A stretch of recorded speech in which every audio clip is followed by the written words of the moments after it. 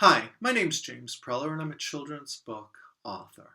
Um, this video is best for youngest readers and it's really intended for, that preschool, kindergarten, first grade reader. In my career, I work at home, so that feels comfortable, but also I get to visit schools. This year, in 2020, I'm unable to do that in the spring for reasons we're all too familiar with.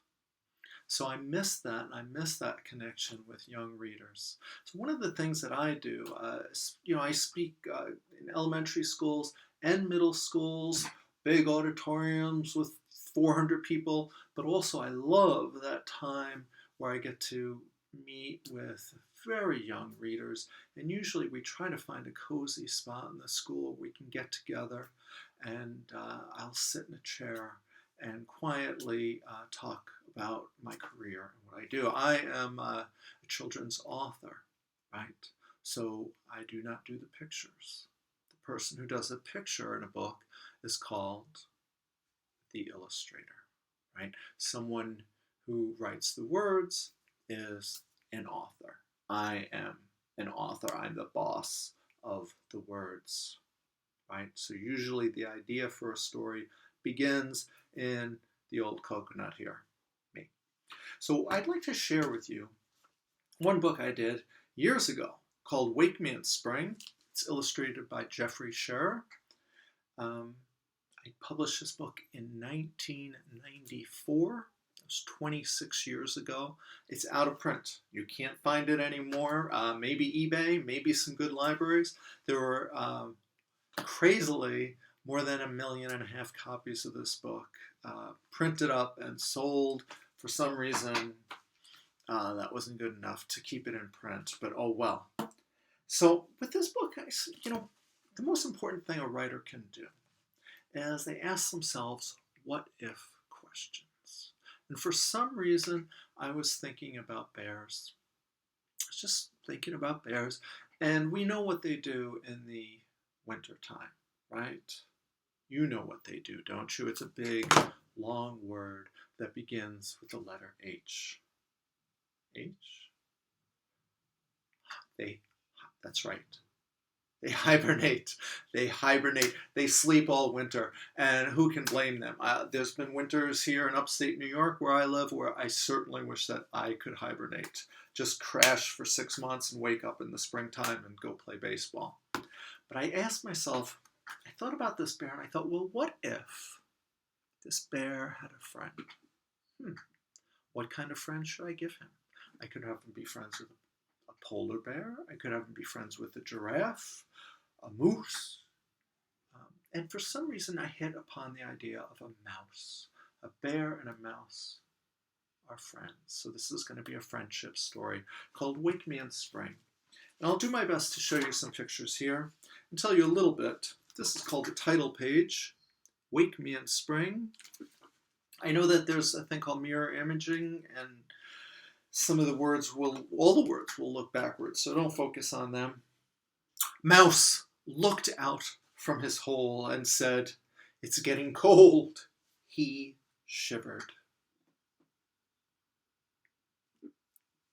Bear scratched his belly and yawned. "Yes," said Bear, "I feel winter in my bones." Now this picture reminds me of someone. Reminds me of my daddy, I have to tell you. I am the youngest of 7 children, and my father, he went off to work and he worked very, very hard. And at the end of the day, he would come home and he was tired. He'd worked so hard, he'd come home and we'd eat dinner together, and after dinner, we'd go into the family room and watch a television show. Now my dad had his special chair, right? No one else can sit in Dad's brown lazy boy recliner. We'd gather around, we'd turn on the TV, oh goody, this will be fun, and within 2 minutes, my dad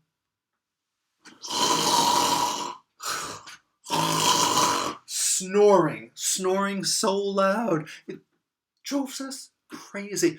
The walls shook, the windows rattled. My mother would come over and she'd grab his toe. Al! Al! You gotta wake up! You're driving us nuts here with your snoring! And he like a great big bear. So when I look at that picture, I'm thinking, yeah, that was my dad, all right. Bear looked at the calendar. Time for bed. He said, I'm so tired. I will surely sleep all winter long. But Bear, Mouse cried, you'll miss winter. Now here, as a writer, I had to think about things. If you sleep all winter, you probably miss a lot of fun activities, right? Think about it. What kinds of things happen in the winter time? Only in the winter, right? So I made a list. I have a notebook. I hope you have a writer's journal. I hope you do. Or I sometimes use these little legal pads, and I'll write down notes. What could have happened in the wintertime? Ice skating. Oh, that's an idea. Snowball fights. What can you think of? Snow angels. Other kinds of things. So I made a list. And I thought, okay, that will help me with this book. Mouse wants to talk Bear into staying awake, doesn't he? Bear yawns and said, I am so sleepy, I don't care. Mouse waved his arms. You'll miss sleigh rides in the snow. Bear rubbed his eyes and said, I don't care. You'll miss hot chocolate in steaming cups, said Mouse.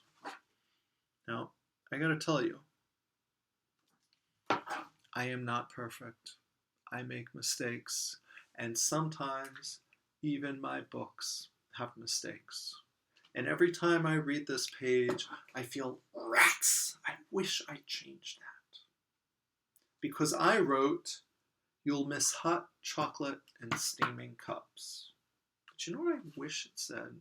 I wish it said, you'll miss hot chocolate with marshmallows, right? Why didn't I say marshmallows when I wrote that book? I didn't. I think I was afraid that the word was too long, but that was silly. You could have handled it. You'll miss hot chocolate in steaming cups. There we go. Bear pulled the curtains. I don't care, he said. You'll miss ice skates on frozen lakes, cried Mouse. Bear locked the front door.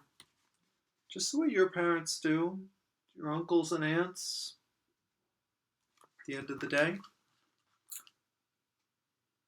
And said, I don't care. You'll miss snowmen with carrot noses, cried Mouse. Bear only sighed and said, I don't care. Mouse didn't say a word. When we look at picture books, we get the story from the words. The words tell us the story, but also the pictures tell us a story too. And it's very important when you're looking at a picture book to really look at those pictures, examine what's going on. So here, I wrote, Mouse didn't say a word. But how do we think Mouse is feeling right there? Right? He looks down. You ever hear someone say, oh, I feel down today? They slump. I feel down. Yeah, you're right. He's sad. And finally, in a sad, soft voice, Mouse said, and I will miss you. Bear looked into Mouse's watery eyes. He said, Mouse, I will not miss sleigh rides in snow, hot chocolate with marshmallows, ice skates on frozen lakes, or even snowmen with carrot noses. But I will miss you. I'll miss you very much. And Bear bent down and gave his friend the kind of hug that bears give best, a hug that lasts all winter. My little friend bear explained, please understand, a bear needs to sleep all winter long. Bear brushed his teeth and said, Mouse, I feel winter in my bones. By the way, do you think bears brush their teeth? No, they really don't. I think if you met a bear in the woods, you'd be like, whoa, you need a mint or something. That is the worst breath I've ever smelled. They're not brushing their teeth. But I thought it would be funny. And I do love that picture of a bear brushing his teeth. Mouse, I feel winter in my bones. Please wake me in spring when flowers bloom and birds sing. Mouse tucked Bear into bed and whispered, good night, Bear. Sleep tight. And I love this picture that Jeffrey Scherer did. It's one of my favorites from the book. There he is. And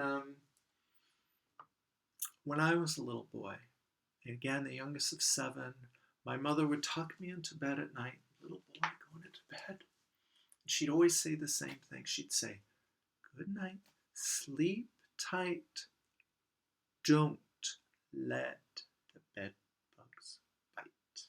And they never, ever did. Good night, Bear. Sleep tight. I'll see you in spring when flowers bloom and best friends sing. The end.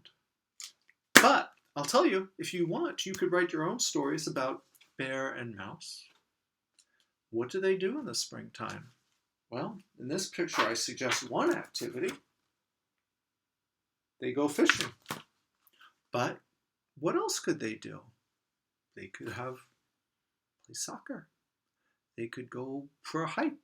They could do all kinds of things. They could have a birthday party. Who knows? You can write your own stories about a bear and a mouse, your own friendship stories if you'd like. So anyway, thank you for sharing this time with me. I hope you enjoyed the book. I'm going to have some more videos out there if you want to see them. I have a blog at jamespreller.com.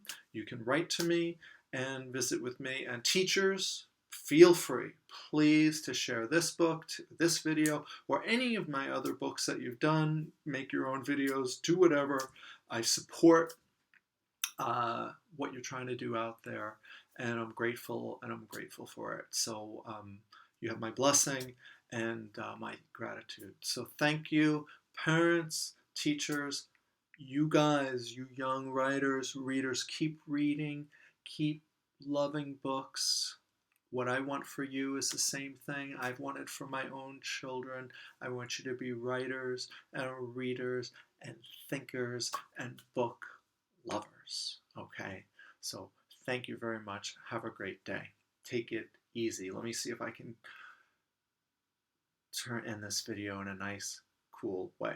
Bye.